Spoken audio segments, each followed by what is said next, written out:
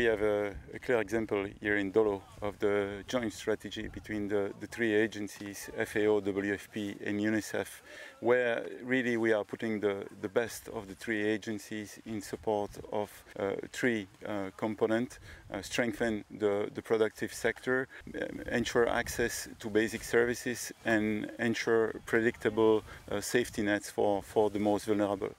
So here we have FAO that has been promoting and that has been making the technical expertise as well as the input available to the farming communities, to the cooperative, and working in close cooperation with WFP, so that WFP through fresh food vouchers system can make sure that this type of food is made available to the population, and UNICEF also coming on board, making sure that the nutritional education goes together at the same time. Part of the reason why I'm here with my counterparts from UNICEF and FAO will be to make advocacy, demonstrating that this, which is essentially a pilot, an initial effort, needs to be taken at scale in a vulnerable country like Somalia to break cycles of vulnerability and build resilience. And WFP's role is to use, as all the other agencies, its strengths to contribute to the overall resilience of this community. We are building this with food for asset creation. So we're giving food assistance to the laborers that you see behind me to create this very valuable infrastructure. Very soon, the bush that you see behind me will be cleared and the agricultural land will be prepared. Also, in compensation, we will give food assistance. So that is our strength in WFP, what we can offer.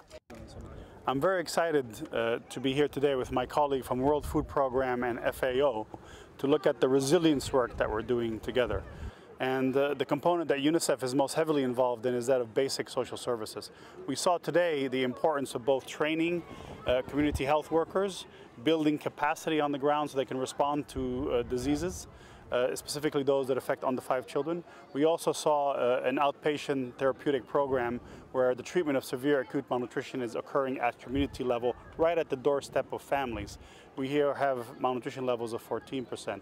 It's very exciting to see this because this builds capacity at community level to respond to these diseases, to respond to malnutrition. This exciting program needs further support. We've gotten generous contributions, but without further funding, we won't be able to continue the work that we do. Most immediately, we need $8 million to be able to support 30 non-governmental organizations like this one that we just saw, to provide services across Somalia as a whole. And if we stop this funding, 3 million Somali children and women may no longer have full access to basic health services.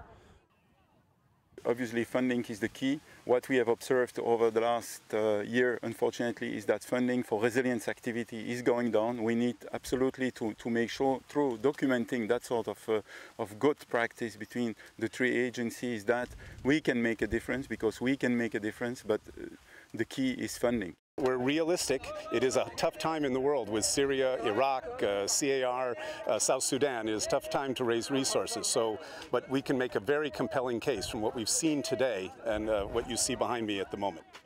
This is an exciting approach. It builds capacity, it builds resilience. We should sustain it and continue with it.